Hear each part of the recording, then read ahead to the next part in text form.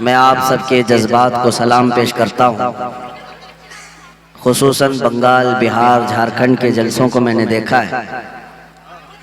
रात के 2 बजे और 2:30 बजे भी शबाब का वक्त नज़र आता है।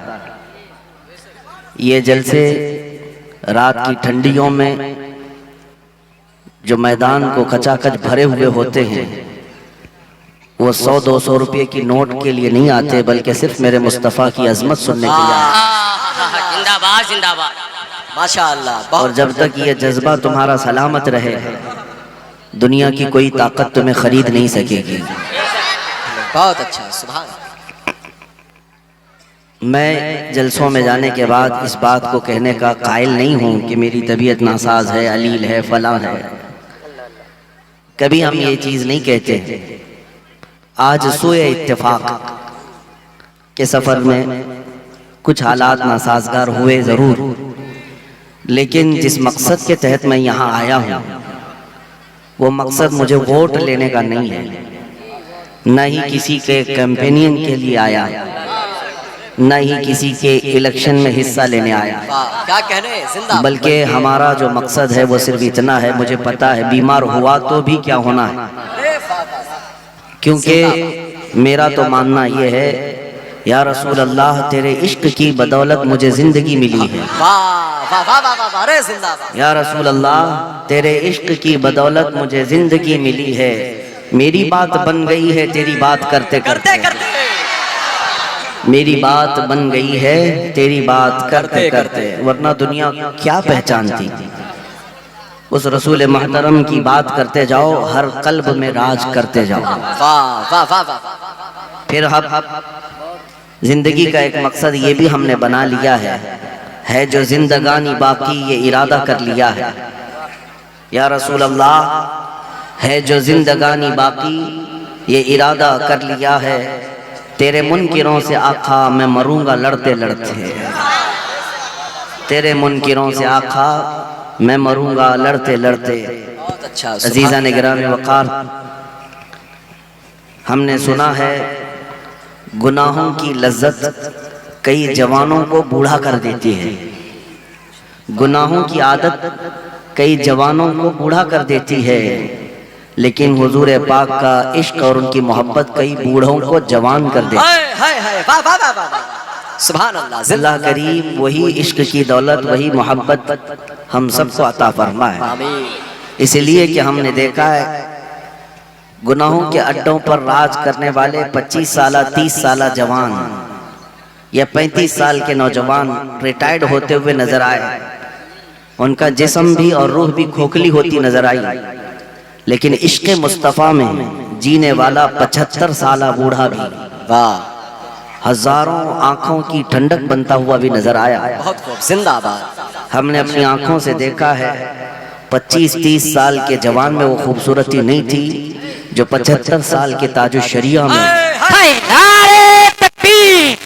बस्ती बस्ती करिया करिया, बस्ती बस्ती करिया करिया, बस्ती बस्ती करिया करिया, शरिया ये इसलिए कि जो खूबसूरती मेरे मुस्तफ़ा के कदमों से छन कर आती है, वो हर जमाने मजीद बढ़ती ही चली जाती है। उसमें बुढ़ापा नहीं। इसीलिए बचपन से हम सुनते आ रहे हैं मोहम्मद के गुलामों में बुढ़ापा आ नहीं सकता। नबी पाक सल्लल्लाहु अलैहि वसल्लम का गुलाम हर घड़ी हर लम्हा जवान ही हुआ करता है। मुख्तसर सा पैगाम आपके सामने रखूंगा। मेरे अजीज़ों, जिंदगी का कुल असासा यही है, जिंदगी का कुल सरमाया यही है जो आला हज़रत इमाम अहले सुन्नत फाजिल बरेलवी रज़ी अल्लाह ताला अन्हु ने फरमाया, उन्हें जाना उन्हें माना न रखा गैर से काम। उन्हें जाना उन्हें माना न रखा गैर से काम, लिल्लाहिल हम्द मैं दुनिया से मुसलमान गया। मैंने ज़िंदगी में देखा भी है आला हज़रत का ये शेर। आला हज़रत फाजिल बरेलवी रहमतुल्लाह अलैह फरमाया करते, अपने दिल का है उन्हीं से आराम, सौंपे हैं सारे उन्हीं को सब काम। लो लगी है कि उस दर के गुलाम चाह रहे दर्द रजा करते हैं। नबी पाक सल्लल्लाहु अलैहि वसल्लम को जिसने अपने सारे मामलात सौंप दिए और अपने आप को उनके हवाले कर दिया तो फिर उसे दुनिया के थपेड़ों से, मौसमों से डरने की जरूरत नहीं। जो होगा मेरे मुस्तफ़ा संभालेंगे। बेशक सुभान अल्लाह। तुम्हारे साथ नबी पाक सल्लल्लाहु ताला अलैहि वसल्लम की ज़ात है तो फिर किसी बात का खौफ नहीं। मैं आज लंबी तकरीर करने का अहल नहीं हुआ आज आपके सामने, लेकिन अभी अभी बगदाद शरीफ की ज़ियारत से लौटा तो वहाँ पर पड़ोस मुल्क के और आसपास के कई उलमा आए हुए थे। बहुत सारे उलमा ने मुलाकातें की। एक आलिम दीन ने मुझे पकड़ कर के ये पूछा, कहा कि हम आपकी तकरीरें सुनते हैं, आपके मुल्क में तो नहीं रहते, लेकिन हम ये सोचते हैं कि हालात आपके यहाँ बड़े ख़राब हैं। सोशल मीडिया और दूसरे न्यूज़ से हम सुनते आ रहे हैं, इतने ख़राब होते चले गए कि हुकूमतें जालिम आपके यहाँ बैठी हैं। रोज़ नित नए इस्लाम के ख़िलाफ़ हरबे अपनाए जाते हैं। ऐसे में आप आज़ाद तरीके से बोल कैसे रहे? वाह वाह वाह वाह वाह वाह। हर जगह आपकी तकरीरें कैसे हो जाती हैं और कैसे बोलते हैं। मेरे अजीज़ों, ये मेरी तारीफ़ के लिए नहीं कहता। उन्होंने मेरा हाथ पकड़ करके ये सवाल किया और कहा, हम आज़ाद जगह पर जहाँ इस्लाम के मुतालिक हम खुल के बोल सकते हैं, वहाँ इतनी बोलने की हमारे पास ताकत नहीं, और कुफार और मुशरिकीन के नरगे में आप कैसे बोल रहे हैं? जब मैं बगदाद में था उनसे यही अर्ज़ किया, मौलाना साहब आपको मालूम होना चाहिए क्या दबे जिस पे हिमायत का हो पंजा से। जिंदाबाद। बल्कि यूं कहता हूं मैं, क्यों दबे जिस पे हिमायत का हो पंजा तेरा, शेर को खतरे में लाता नहीं कुत्ता तेरा। बहुत अच्छा। जिस पर रसूल पाक सल्लल्लाहु अलैहि वसल्लम की हिमायत हो, गौसे पाक का फैज़ हो, उसे डरने की ज़रूरत नहीं। आला हज़रत फरमाते हैं, खौफ न रख रज़ा ज़रा, तू तो है अब्दे मुस्तफ़ा, तेरे लिए अमान है, तेरे लिए अमान है। मैं उसको नौजवान ही नहीं समझता जो बुज़दिल हो, वो नौजवान है ही नहीं, बल्कि हो सकता है वो औरतों की सोहबत में पला हो। नौजवान किसे कहते हैं? तारीख़ में नौजवान का जो लफ्ज़ है वह अरबी में उसको फ़ता कहते हैं, फ़ता कहते हैं। और फ़ारसी और अरबी की मिक्सिंग के साथ शायर ने बहुत खूब कहा, असल नौजवान कौन है? शाह मर्दां शेर यज़दां क़ुव्वते परवरदिगार, ला फ़ता इल्ला अली ला सैफ़ इल्ला ज़ुल्फ़िक़ार। ला फ़ता इल्ला अली का मतलब है कोई जवान नहीं सिवाय हैदर कर्रार के, और जो उनके नक्शे कदम पर हो वो जवान कहलाने के हक रखता है, नौजवान कहलाने का हक रखता है। बहुत सारे नौजवान ये समझते हैं मुक्के दिखाने का नाम जवानी है, बॉडी बनाने का नाम जवानी है, गुटके खाकर लोगों पर थूकने का नाम जवानी है, अपने पैसों से लोगों पर रौब डालने का नाम जवानी है। ये सब जवानी नहीं, ये सब अय्याशियाँ हैं। असल जवानी आपको मैं बताऊं, सैयदना खालिद बिन वलीद रज़ी अल्लाह ताला 125 जंगें लड़ी हैं 9 साल में। कितनी? 125 जंगें, और किसी जंग में शिकस्त नहीं खाई। और खालिद बिन वलीद रसूलुल्लाह के वो सहाबी जंग में जब खड़े होते थे मैदान में, एक हाथ में तलवार और एक हाथ में ढाल लेते थे। तलवार का वजन 35 किलो और ढाल का वजन 40 किलो।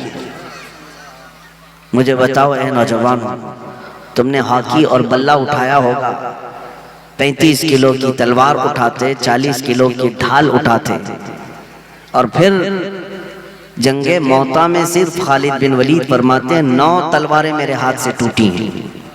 ये दिफा के लिए, डिफेंस के लिए जिंदगी भर लड़ते रहे, नबी पाक सल्लल्लाहु अलैहि वसल्लम की इज्जत की हिफाजत के लिए लड़ते रहे। उनको हक बनता है कि वो जवान कहलाएं। अपनी जिंदगियों में कभी देखा कि हमने हुजूर पाक की इज्जत के दिफा में कुछ किया है आज तक? नबी पाक सल्लल्लाहु अलैहि वसल्लम की शान पर ओछे हमले होते हैं। हम आगे बढ़ कर के कभी हुजूर की इज्जत का दिफा किए, डिफेंस किया? अगर कुछ नहीं भी कर सकते तो अपने आप को बदल तो जरूर सकते थे। दुनिया नबी पाक सल्लल्लाहु अलैहि वसल्लम के अखलाक को मारने की और ख़त्म करने की कोशिशें कर रही है। हमारे नौजवान उठ कर के ये क्यों नहीं अहद कर लेते कि आज के बाद जिएंगे तो अखलाक मुस्तफ़ा पे जिएंगे? तुम्हारे अंदर ये चीज तो हो ही सकती थी। कमेटियां बहुत बनाते हो, उर्स कमेटी, चादर कमेटी, गागर कमेटी, संदल कमेटी, नियाज कमेटी। क्या कभी अखलाक रसूल कमेटी भी बनाया? नबी पाक सल्लल्लाहु ताला अलैहि वसल्लम के अखलाक करीमाना, उनकी सुन्नतों को जिंदा करेंगे हर शहर में, हर गली में।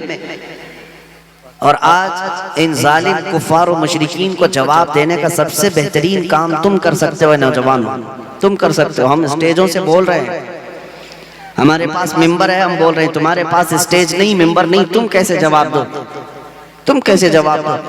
तुम्हारे जवाब देने का तरीका यह है कि ये खबीस जालिम नबी पाक सल्लल्लाहु अलैहि वसल्लम के नाम से चिढ़ते हैं, अखलाक से चिढ़ते हैं। तुम हर गली कूचे में इसी तरह बन संवर करके निकलो कि तुम्हारी दाढ़ी भी नजर आए, तुम्हारी टोपी भी नजर आए। अगर कोई चिढ़ता है तो चिढ़े, जलता है तो जले और इसी में वो मरे। लेकिन तुम इस बात पर फख्र क्यों नहीं करते? तुम्हें शर्म आती है दाढ़ी रखने में? हुजूर की सुन्नत है, नबी पाक सल्लल्लाहु अलैहि वसल्लम के अखलाक है। शर्म आती है कि दाढ़ी कैसे रखूं, लोग क्या बोलेंगे, लोग क्या बोलेंगे? अरे उनको हमने देखा है, चोटी रखने में शर्म नहीं आती, तुम्हें दाढ़ी रखने में क्यों शर्म आती? लोग बालियां भी पहन लिए, चूड़ियां भी पहन लिए, नथनियां भी पहन लिए नौजवान, और दाढ़ी रखने में शर्म आ गई। अगर नबी पाक सल्लल्लाहु अलैहि वसल्लम का चेहरा कायनात का सबसे हसीन चेहरा है तो उस चेहरे की पैरवी करना चाहिए या अरे गैरे की पैरवी करनी चाहिए? जब आपको पता है मेरे नबी पाक सल्लल्लाहु अलैहि वसल्लम का चेहरा सबसे हसीन है तो उसी चेहरे के पीछे चलना चाहिए। और हमने बुजुर्गों से सुना है, कब्र में जिस वक्त तुम जाओगे, फरिश्ते आएंगे, उठाएंगे और हुजूर भी तशरीफ लाएंगे और तुम्हें फरिश्ते पूछेंगे इनके बारे में क्या कहता था। तुम हुजूर की तरफ देख करके कहने जा रहे होगे कि ये मेरे रसूल हैं। नबी पाक सल्लल्लाहु अलैहि वसल्लम अपना चेहरा फेर लेंगे। बुजुर्गों ने फरमाया, हुजूर पाक सल्लल्लाहु अलैहि वसल्लम फरमाएंगे, खबरदार मेरी तरफ मत देखना, इसलिए कि दुनिया में तुझे मेरा चेहरा पसंद नहीं था, दुनिया में मेरे चेहरे की तरह तू बनाना पसंद नहीं रखता था। आज उसको पुकार जिसका चेहरा तुझे अच्छा लगता था। मुझे बताओ ऐ नौजवानों, कब्र में अगर मुस्तफ़ा करीम सल्लल्लाहु अलैहि वसल्लम हमसे मुंह फेर लें तो किसको दुहाई के लिए पुकारोगे? किसकी फरियाद, कौन मदद के लिए आएगा? इसीलिए आला हज़रत ने फरमाया, आज ले उनकी पनाह, आज मदद मांग उनसे, कल न मानेंगे क़यामत में अगर मान गया। जिंदगियां बहुत बीत गई हैं जवानों, अनकरीब मौत का की दस्तक आने वाली है। अनकरीब हमारे घरों पर मलकुल मौत का नुज़ूल होगा और तुम्हें पता भी नहीं होगा कि कभी तौबा की मोहलत मिलेगी भी कि नहीं मिलेगी। अपने रसूल को राज़ी करके जाएंगे या नहीं जाएंगे? मुझे एक बात याद आती है, मैं एक जलसे में हाजिर था, क़यामगाह पर बैठा था, एक नौजवान मिलने के लिए आया। सारे मिलने आते हैं, वो बन संवर करके आया था, अच्छी खुशबू लगाया था, सुरमा था, नए कपड़े थे। मुसाफा किया, मैंने पूछा कि बेटा क्या हमेशा इसी कपड़े पहन के रहते हो? तो उसने कहा नहीं हजरत, आज आपसे मिलने के लिए मैं ये सब पहन करके आया, नहा धोकर, सुरमा लगाकर, अत्तर लगाकर आया आपसे मिलने के लिए। उस दिन मुझे एहसास हुआ, मैंने कहा मैं तो एक निकम्मा आदमी हूँ, तुम्हारे दिल में मोहब्बत है इसलिए मुझसे मिलने के लिए तुम अच्छा लिबास पहने, सुरमा भी लगा लिया, अत्तर भी लगा लिया। क्या कभी इस बात का भी एहसास होता है कि कब्र में मुस्तफ़ा से मिलने के लिए जाना है, कुछ तैयारी हुई अब तक? क्योंकि उसका वक्त नहीं दिया जाएगा। अगर अचानक मौत आई तो इसी हाल में तुम्हारा जनाजा ले जाया जाएगा और नबी पाक सल्लल्लाहु ताला अलैहि वसल्लम से तुम्हारी मुलाकात होगी। तो कभी सोचा कि मेरे पास तैयारी क्या है? अगर अचानक हुजूर से मुलाकात हुई, चेहरा दिखा सकूंगा कि नहीं? मैं किस हालत से आया हूँ? इसीलिए मेरे अजीजों, हर दिन इस आस के साथ जियो कि अगर मौत आएगी तो हुजूर से मिलना है और मैं तैयारी में बैठा हूँ, मैं तैयारी में हूँ। आपको पता है अल्लाह वाले यही सोचा करते थे। आज हजरत मुहद्दिस सूरती रहमतुल्लाहि ताला अलैह का यौम विसाल भी है। मुहद्दिस सूरती वसी अहमद मुहद्दिस सूरती रहमतुल्लाहि अलैह, इनके मुतालिक बड़ा जिंदगी भर इल्म हदीस का दर्स देते रहे। उनकी ख्वाहिश यही थी कि जब दुनिया से जाने का वक्त आए तो मैं इल्म हदीस में रहूं, हदीस पढ़ाता रहूं या हदीस सुनता रहूं, इस हाल में मैं हुजूर से मुलाकात करूं। पीलीभीत शरीफ में मज़ार है। तारीख निगारों ने लिखा, जब आपकी मौत आई, जब आपकी वफात हुई तो लोगों ने देखा हुजरे में हज़रत वसी अहमद सूरती मुहद्दिस सूरती रहमतुल्लाह ताला अलैह लेटे हुए थे और उनके सीने पर मिशकात शरीफ रखी हुई थी। मुताला करते रहे, पढ़ते रहे, इसी हालत में किताब सीने पर रह गई, इंतकाल हो गया। वो कितनी अच्छी मौत है कि रसूल पाक से मुलाकात भी इस हाल में किया कि हदीस ही पढ़ रहे थे। कभी आप सोचते हैं कि हमारी मौत आएगी तो इस हाल में तो ना आए कि हुजूर से मिलने जैसी हालत ही ना रहो। मुझे एक बात याद आती है, नौजवान, शब बारात शाबान की 15वीं को हम मस्जिद में थे, नमाज पढ़ा रहे थे, रात का वक्त था, इबादत कर रहे थे, सारी मस्जिद भरी हुई थी। उस रात को अक्सर नौजवान बाइक राइडिंग करते हैं, उछल कूद करते हैं, पटाखे उड़ाते हैं। उनको ऐसा लगता है कि ये रात ऐश करने की रात है, जबकि वो तो बख्शिश मांगने की रात है। एक हादसा हुआ था हमारे साथ। 2 नौजवान बाइक राइडिंग करते हुए हाईवे पर चल रहे थे, एक बहुत बड़े ट्रक के नीचे आ गए। 17-18 साल की उम्र थी। बाइक से ऐसा टकराया कि भेजा बाहर आ गया। जगह पर ही उनकी मौत हो गई। शब बारात यानी 15वीं शाबान। सोचते होंगे अच्छे वक्त में गई है, जान अच्छे वक्त में गई है, लेकिन मुझे अफसोस इस बात का होता है कि वो जो नौजवान बाइक राइडिंग करते हुए, उछल कूद करते हुए तो मरे, लेकिन जानते हैं, मैं ये जब भी वाकया याद करता हूँ तो रोंगटे खड़े होते हैं। वो दोनों नौजवान बच्चों की लाशें जब घर पर लाई गई थी तो दोनों के मुंह से शराब की बदबू आ रही थी। बड़ी रात है, पूरी दुनिया इबादत कर रही है, अल्लाह से बख्शिश मांग रही है, और कुछ वो हैं जो दुनिया की अय्याशी में उड़ते उड़ते चले गए इस हाल में कि नशा के आलम में दुनिया से गए। और ये भी फरमाया गया जो जिस हालत में मरा क़यामत के दिन उसे उसी हालत में उठाया जाएगा। उसी नशे के आलम में वो उस दिन भी उठेंगे और कब्र में क्या मेरे मुस्तफ़ा को मुंह दिखाएंगे। इसीलिए मेरे अजीजों, गुनाहों की जिंदगी अच्छी नहीं, बुल हवस सुन सेमो ज़र की बंदगी अच्छी नहीं। मुर्शिद गिरामी हुजूर ताजुश शरिया फरमाते हैं, बुल हवस सुन सीमो ज़र की बंदगी अच्छी नहीं, उनके दर की भीख अच्छी, सरवरी अच्छी नहीं। आओ मुस्तफ़ा करीम सल्लल्लाहु तआला अलैहि वसल्लम के दरबार में वफादारी करो। जिन नौजवानों ने अपनी जवानी मेरे मुस्तफ़ा के कदमों में लगा दी, वो आज तक मिटाए नहीं गए, हर एक के दिल पर आज तक वो राज करते हैं। आपने हज़रत सुल्तान सैयद सालार मसूद गाजी रहमतुल्लाह अलैह का नाम सुना? बहराइच शरीफ के सैयद सालार मसूद गाजी, उनका मकाम हिंदुस्तान में सुल्तानुल औलिया का है। आला हजरत लिखते हैं कि अगर कोई बहराइच शरीफ सैयद सालार मसूद गाजी रहमतुल्लाह अलैह के मज़ार की ज़ियारत के लिए जाए तो कम से कम 1 घंटा वहाँ खड़ा रहे। क्यों? फरमाते हैं कि हर 50 मिनट पर वहाँ हज़रत खिदर अलैहिस्सलाम हाजिर होते हैं। किसके यहाँ? हज़रत सालार मसूद गाजी। मैं ये क्यों बता रहा हूँ, तवज्जो से सुनो। सरकार गरीब नवाज रदी अल्लाह ताला अन्हु से भी पहले के हैं और शहीद हैं।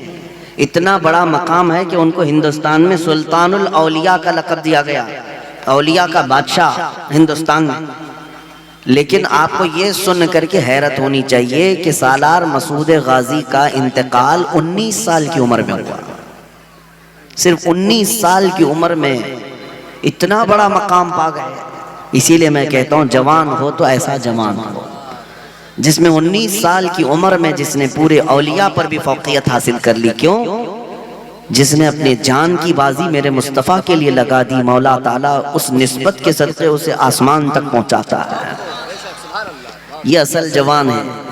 हज़रत मुजद्दिद अल-फैसानी अहमद फारूकी सरहिंदी जवान थे, 26 साल के या 28 साल के, जब अकबर बादशाह एक नया दीन लाया हिंदुस्तान में। कहा कि एक नया दीन चलेगा, दीन इलाही नाम से, और उसके मुकाबिल में कौन खड़ा हुआ? यही 26-27 साल के जवान मुजद्दिद अल-फैसानी। उन्होंने ये नहीं देखा कि बादशाह के खिलाफ खड़े होने से हमारा क्या होगा, नहीं, यही तो जवानी है। खड़े हुए और उसका रद्द करने लगे और कहा, इस रोए जमीन पर अगर दीन बाकी रहेगा तो मेरे मुस्तफ़ा का, और दीन इस्लाम वही रहेगा जो मेरे मुस्तफ़ा की तरफ से आया, बाकी किसी और का दीन कबूल नहीं किया जाएगा। अकबर के खिलाफ खड़े होने की वजह से हज़रत मुजद्दिद अल-फैसानी रहमतुल्लाह अलैह को जेल में डाल दिया गया। अब सुनो ऐ नौजवानों, जेल में जाने से भी खौफ ना करना। मोमिन की जिंदगी तो कैद खाने की ही है, यहाँ रहो या जेल में रहो, कैद खाना ही है। मुजद्दिद अल्फसानी को जब जेल में डाल दिया गया, 8 साल गुजर गए। अकबर तो मर गया, उसका बेटा आया फिर जहांगीर। जेल से एक कासिद आया और जहांगीर से कहा, गजब हो गया, ग्वालियर की जेल में एक अजीब मामला पेश आया। बादशाह ने पूछा क्या हुआ? तो जेल से आया हुआ जो जल्लाद था या कासिद था, उसने कहा, आपके बाप ने एक मौलाना को 8 साल पहले जेल में कैद किया था, लेकिन अब जाकर देख रहे हैं तो जेल के 700 कैदियों को उसने आलिम बना दिया। 700 कैदियों को उसने आलिम बना दिया। जेल के अंदर जाने के बाद अजीब सा मंजर है, वहाँ सुबह के बाद तफसीर कुरान चलती है, इल्म हदीस का दर्स होता है, अजानें होती हैं, जमात से नमाजें पढ़ी जाती हैं। ऐसा लगता है कि ये जेल की फिजा नहीं, गुंबद खजरा की छाँव में बैठे हुए। ये मेरे मुस्तफ़ा का जवान है, वो जहाँ होता है मेरे मुस्तफ़ा की शरीयत का परचम लहरा कर रहता है। जिंदाबाद जिंदाबाद। आज तुम्हारे कंधों पर भी ये जिम्मेदारी है नौजवानों, न तुम जेल में हो न तुम तलवार के नीचे हो। इमाम अहमद बिन हम्बल कोड़े खाते रहे, मेरे मुस्तफ़ा की शरीयत की हिफाजत करते रहे। इमाम हुसैन शहीद करबला अपनी गर्दन तलवार के नीचे रखे, अपने बच्चों को ज़बा होते हुए देख लिया, फिर भी शरीयत मुस्तफ़ा की पासदारी करते रहे, हमेशा अपने दीन की हिफाजत में लगे रहे। हज़रत शेख अबू बकर नाबुलसी, ये फ़िलिस्तीन के रहने वाले बहुत बड़े आलिम दीन, जिनको वक्त के खलीफा ने सीने से लेकर के नीचे तक की चमड़ी निकाल दी थी, पूरी चमड़ी छील दिया गया था, जिंदा रख कर के चमड़ी निकाली गई थी कसाब के हाथ से। पूरी चमड़ी निकालने के बाद भी शेख अबू बकर नाबुलसी मुस्कुराते रहे और कहा, ये तो मेरे लिए कुछ भी नहीं है, अगर और 1000 बोटियां कर ले मेरे मुस्तफ़ा की शरीयत पर ऐसी ही कायम रहूंगा। नारे तकबीर, नारे रिसालत, मजहबे इस्लाम, लब्बैक, फिर हाथों को उठा के लब्बैक, लब्बैक, लब्बैक, लब्बैक, बस्ती बस्ती करिया करिया, बस्ती बस्ती करिया करिया, नारे हैदरी। मेरे अजीजों, ये सारी मिसालें मैं जो